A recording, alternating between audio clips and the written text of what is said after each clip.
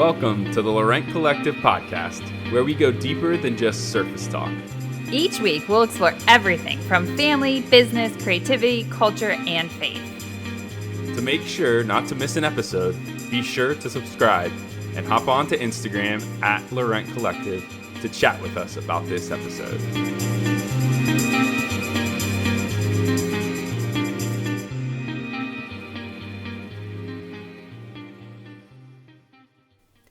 Summer is here, which hopefully means slower days, some time off, and more family time.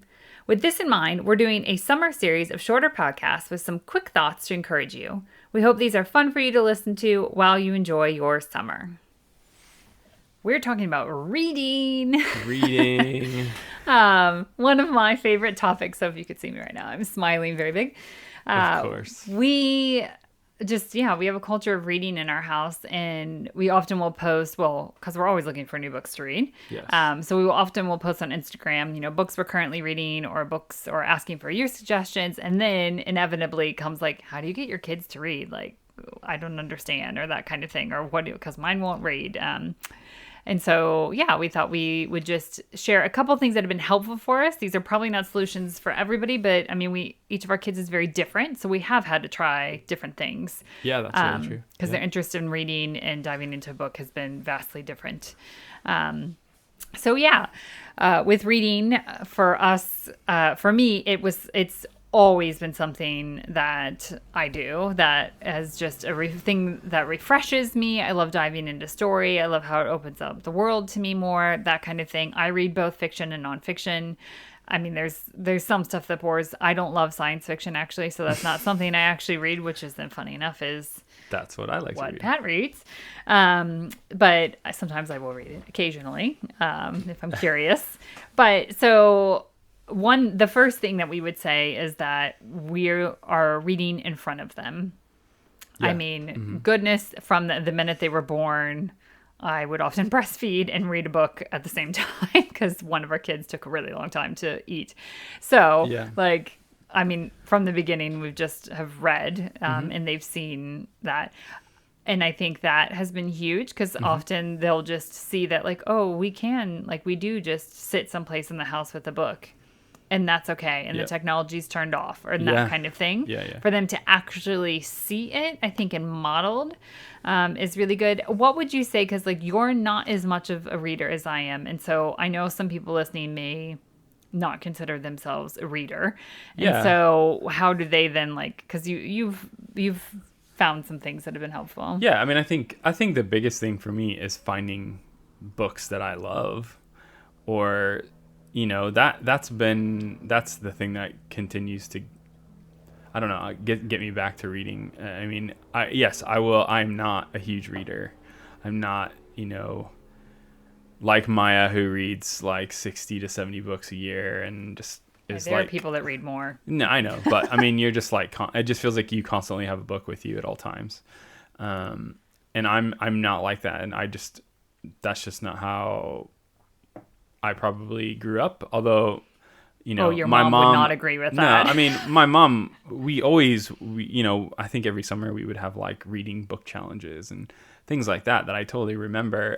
And my mom would always have books and want us to be reading and stuff like that. But I think, we also had other things going on with sports and practicing and all that kind of stuff that really kind of sucked a lot of our time as well. So, reading wasn't at the top of the priority, but it wasn't not necessarily something we wouldn't do either. Yeah. It just be careful because your mom might listen and be like, wait a minute. Yeah. And I think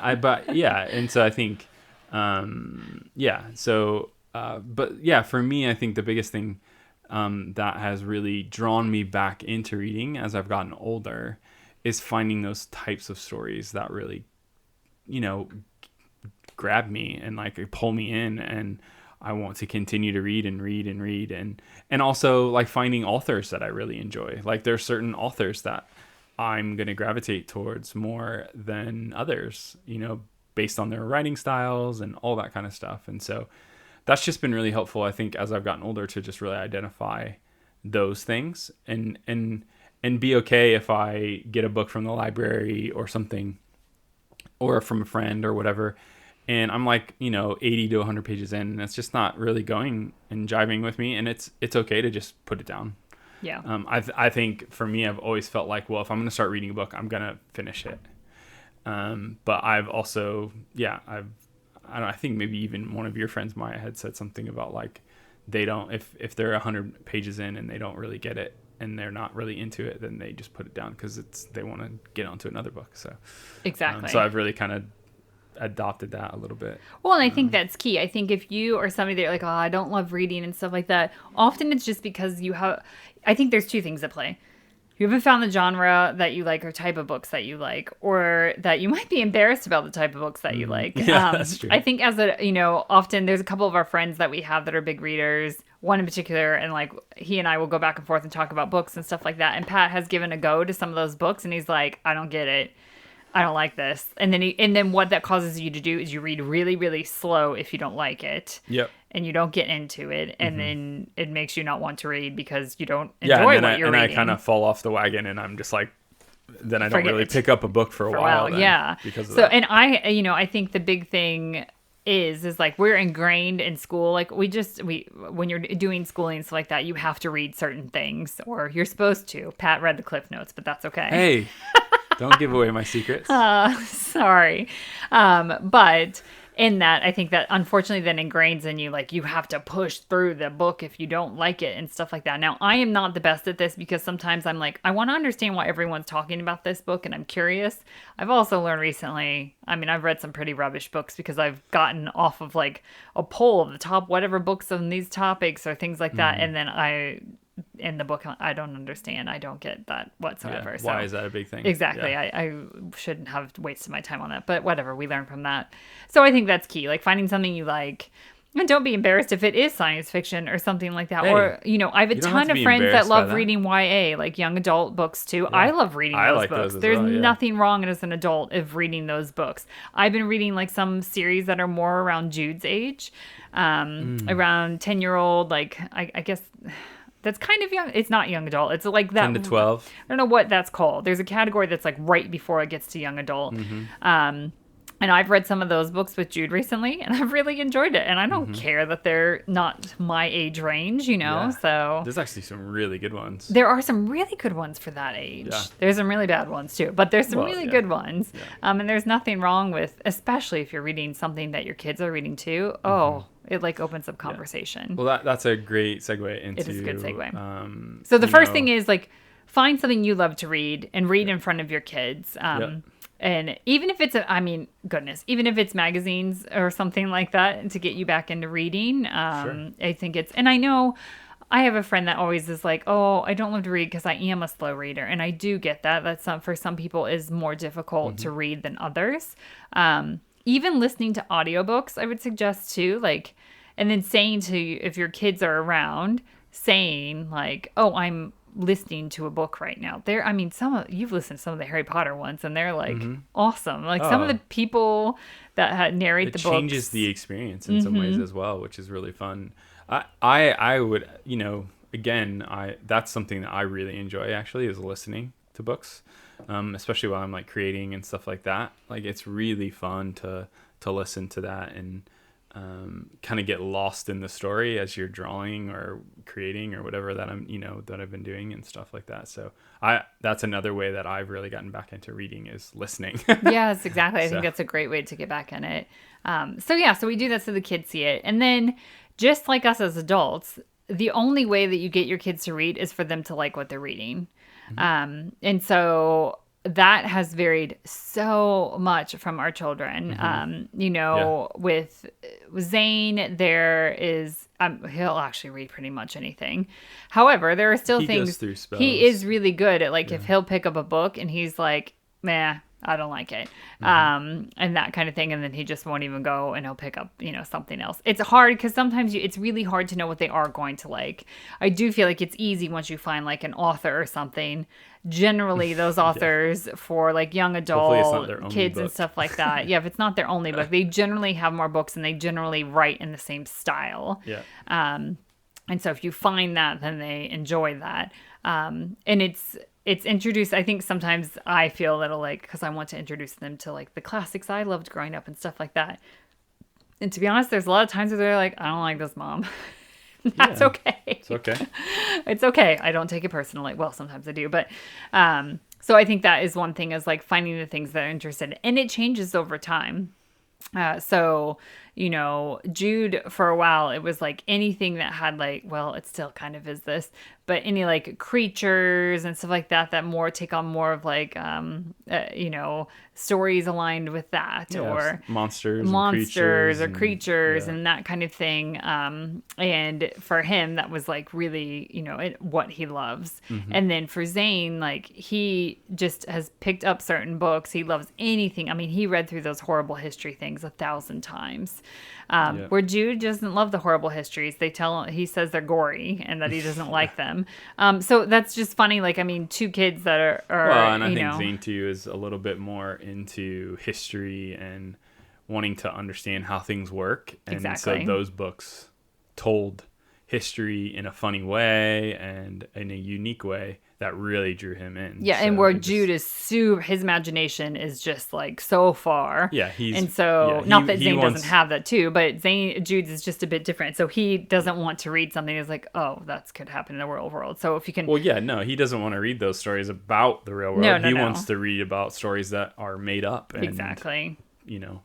And then, we have Veda, who's all over the board right now. I'll be curious to see where she goes as she gets older and everything. But, right now she's very much down. I mean, actually, she's all over the place. But I mean, she's very much, if there's a cat or a puppy on it, like we're picking it up, a fox. Or a ballerina. Or a ballerina. Like that's kind of, but again, catering to that for her. And sure, do we get other books and have other books into our house that don't have those things? Like I think they're called something, but the historic ones that are all about different women in history. Oh, Now they yeah. have men and stuff like that too. Like, Is it called like The Little People? yeah. or I something think like that's that it.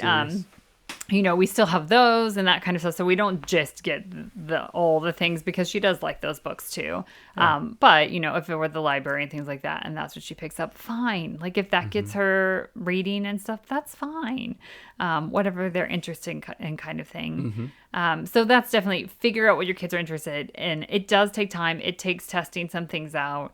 A lot of people ask us, like, how do we know when a book is age appropriate for them to read? Yeah.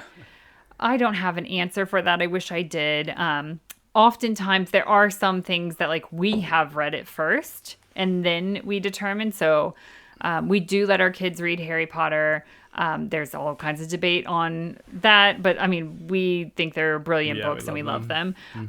And so we though like have determined, like she wrote them at certain ages as the kids that first started off with the first book, and then she wrote the second book of like as they got older and older and older. So we kind of have followed that. Yeah, to some For extent. Zane I think and it also stuff. depends on your kid and like And kind fear of levels too. just kind of their maturity levels and where they're at. And I think you're obviously the best judgment of your kids and what they can and can't handle. Because certain kids are going to get ours- scared of things. Well, Yeah. another, Zane doesn't get scared over that. He gets scared of over things, where Jude gets scared a little bit easier. Veda, I think, will wait even later to read the Harry Potter books to her, possibly. Who knows? Yeah. Who knows? But then there are things that you think, oh, like I am going to not have them read this book yet because of, whatever. I think that's not quite Subject matter right. and Subject things matter, like something like that, yeah. that. So the Hunger Games are a great example of this, that we were like, maybe we'll wait to have Zane read those because, they are they're gory and they're just a hard subject matter. And then he Yeah. came home from school one day and had the first one He pulled it out of his bag and we're like, and was reading it. And I was like, where'd you get that? And he was like, oh, it was at the library. And we just hadn't talked to him about that yet. And he said, well, I've already finished half the book. And we're like, okay. But then we opened up the conversation and said, okay, as you're reading, like, what can we, if there's things that you want to talk about and process or whatever like that, like, let's do that. Like, we want to. So, yeah. We do have a general rule that you have to read the book before you see the movie. Zane has For not the seen most Hunger part. Games yet. We told him that's not quite happening And yet. he doesn't He have actually the doesn't want to. Yeah, he doesn't have the desire to. Yet. But like, especially because if it's a movie that has anything that maybe by slightly scarier. Narnia is a great example because Narnia could be read at different ages, and when you read it, you can imagine the characters and stuff like that. But when you see it, it can be really scary for kids. And so in general, we have said, like, let's read the book first so then you know what's coming. And we've even done that with the Harry Potter stuff with Jude. And like he then will, start to cover his eyes like, oh, I know what's coming. And so, or it really does take the scary part away. Exactly. Because they've already read it. They are expecting it.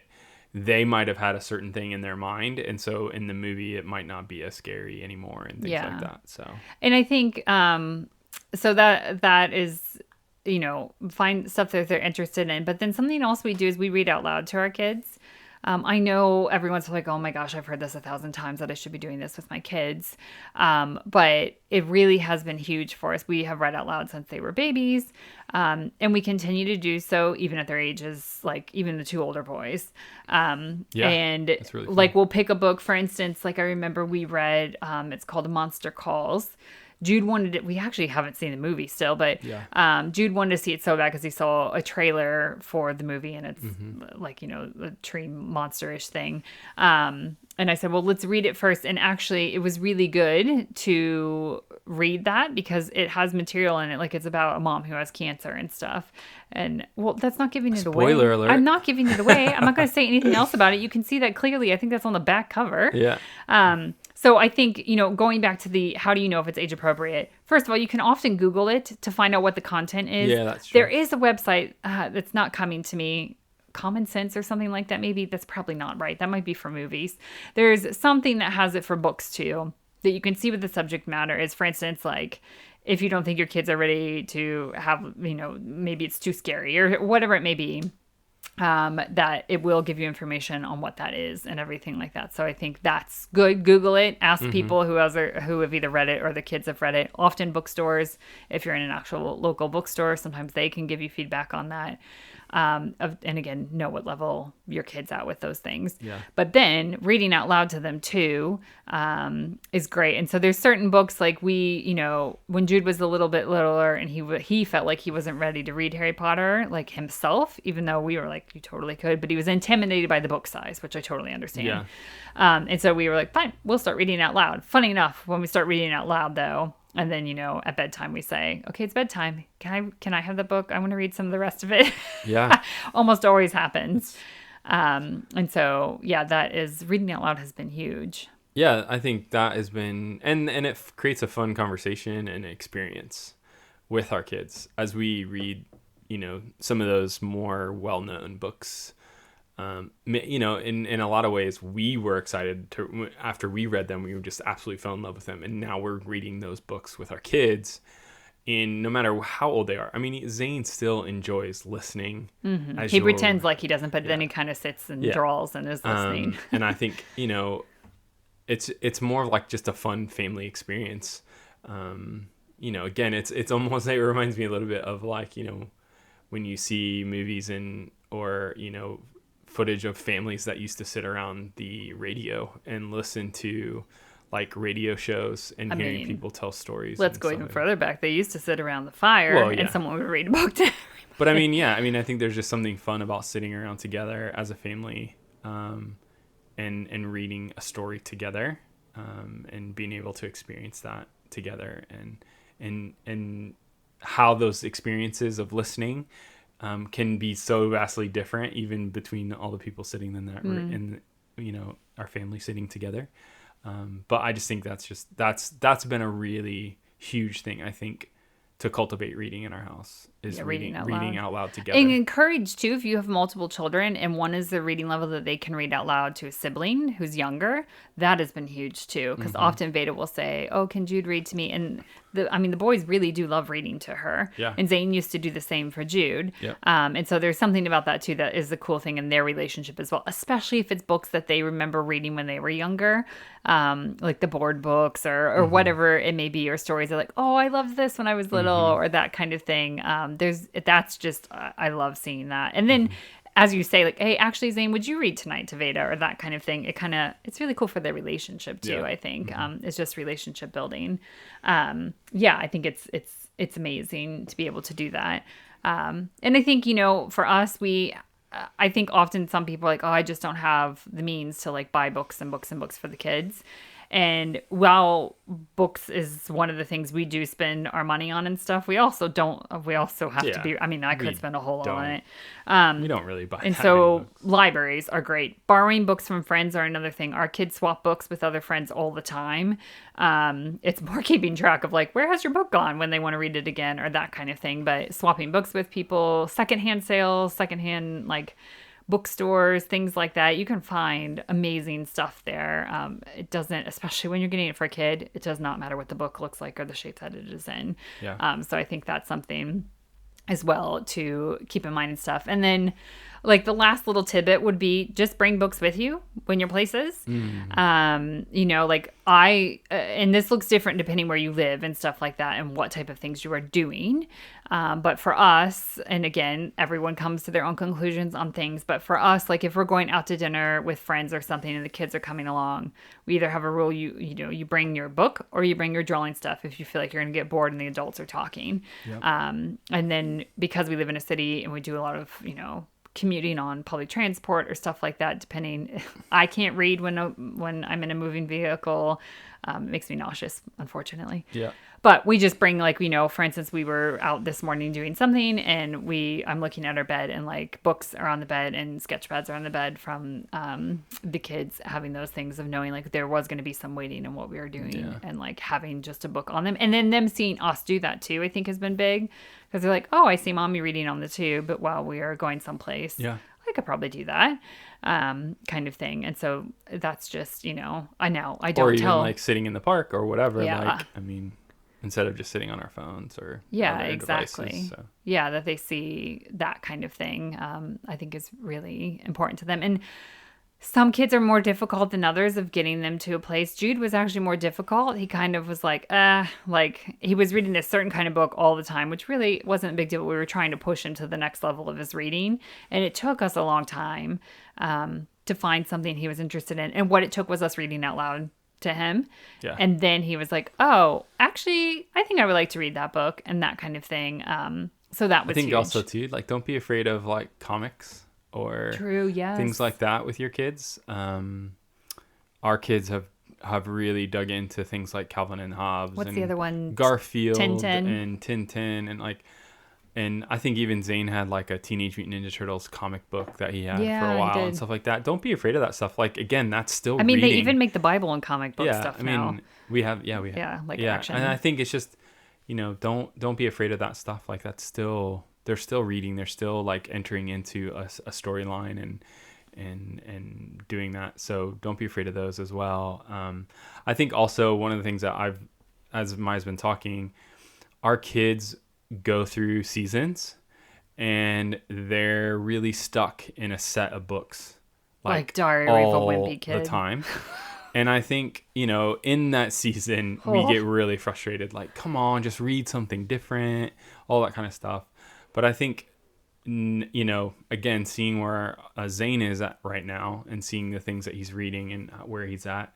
I mean, there were times where he read the whole thing, the whole collection of Diary of a Wimpy Kid, like so many times that we were so frustrated that he just continued to read and read and read, and we just really wanted him. But now seeing him, like, he's reading these really big books, like they'll get out of the phase. Like, even if you're frustrated that He your does kid pick is them up every once in a while. only still. reading, a certain couple books, like they will eventually get out of that phase. So, don't be discouraged. They're at least reading, that kind of thing. So. And be encouraged too that there will be a phase, like, again, Zane is 14 and he is reading books where don't, I guess two things in this. Don't be afraid to read your kids things that are topics that are difficult to talk about, because that is one of the easiest ways, I think, to actually talk about the topic then. So like those again, you want to do your research before and see if it's age appropriate and stuff like that, and all of that. But that has opened up so many ways of like, things. And obviously there are so many children's books that are brilliant at this. Like we have one that talks all about anxiety and stuff like that. And that's so perfect for a child that struggles with anxiety and, feelings and stuff. But as they get older, there are books that are about that stuff too. Yeah, and I think sometimes we think, well, kids have to read fiction books. They can't read nonfiction books. And like Zane is our introvert in our house. And I kept hearing people talk about this introvert book called Quiet.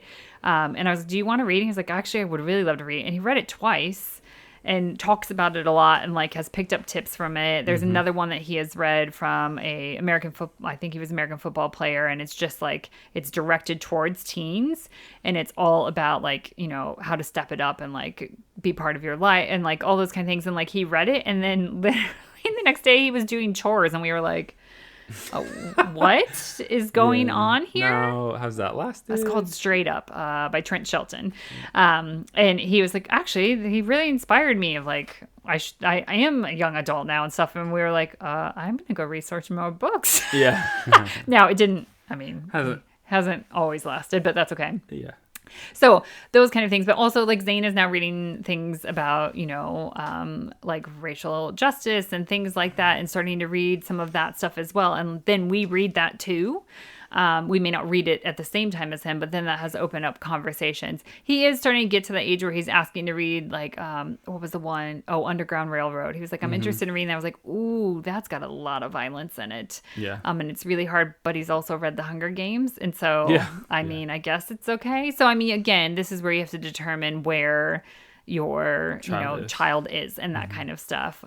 But don't be afraid to have either read out loud to them or let them read a book. There's another brilliant book called Refugee that Jude hasn't read yet because he remembers his brother's reaction to it. But like, it's a brilliant book as well. I could keep listing books that are really good to talk about hard topics that are happening in the world and stuff. But don't, it's I really guess good. what you're saying is don't shy away from the hard books either. No, exactly. Because that opens up really amazing conversations with your kids. Mm-hmm. Yeah, it totally does. So yeah, that's just some things we have found. I'm sure there's plenty more we're forgetting and we'll think of once we stop recording. But it's not perfect. We're saying this, and like Pat said, our kids go through seasons where they're not wanting to pick up books that much and stuff like that too. We did start something during lockdown that we haven't really continued, but maybe we should bring back. Yeah, that's where true. because the kids were at home, obviously, and homeschooling stuff, where we had like afternoon tea and we had 30 minutes where everyone gathered in the living room. And we get on the sofa, and everyone had to have a book, and we just read for 30 minutes. And everyone had to read it themselves and stuff like that. And that was really cool. So even setting up in what we did with that is we had tea, but also Jude had been baking at that time, and that was when we would get to have the treat that Jude had baked. Yep. So sometimes if you can make it some kind of atmosphere like that, like, ooh, we're going to do this thing, we're going to get a bowl of popcorn and we're all going to snuggle up on the sofa and everybody's going to read their different books and that kind of thing. Some of those, it's like an incentive in some ways. And incentives can be another way. We haven't done that with our kids, but I remember that growing up. Oh, I totally remember. I mean, Pizza Hut had some kind of like Book It, I think is yeah, what it was or Book It, called. yes. Book It, yeah. And I mean, I will like there are some schools and stuff like that do that too. So don't be afraid of like, hey, if you read this many books this summer, and that I guess we have done that with our kids. Now they take that back. Yeah. We have done that with our kids, and there's been kind of meal out or something like that. The idea of bringing that back for summer. Yeah, the reading on the sofa and stuff. Yeah, well, I mean, and Jude's baked goods again would be that sounds good. Excellent as well. So grab yourself a book, grab one for your kids, read out loud, and just, find the things that you enjoy. Exactly. Subject matters. If you're reading young adult, who cares? That's awesome. Like do not worry about that one bit. So we hope it's encouraging. We'd love to hear, like, what are some of the things you guys do with your kids and your families to encouraging reading, because we're always looking for different things as well. And if you have book recommendations, for sure. 100%. I always want book recommendations because my Goodreads list is just, it's not long enough. It needs another 300 books on there.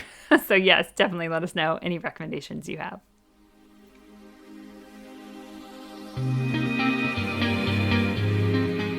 Thanks for joining us on today's episode of the Laurent Collective podcast. If you enjoyed today's podcast, be sure to subscribe and leave a review, which helps others find our podcast.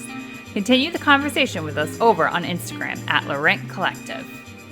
We look forward to going deeper than just surface talk with you again next week.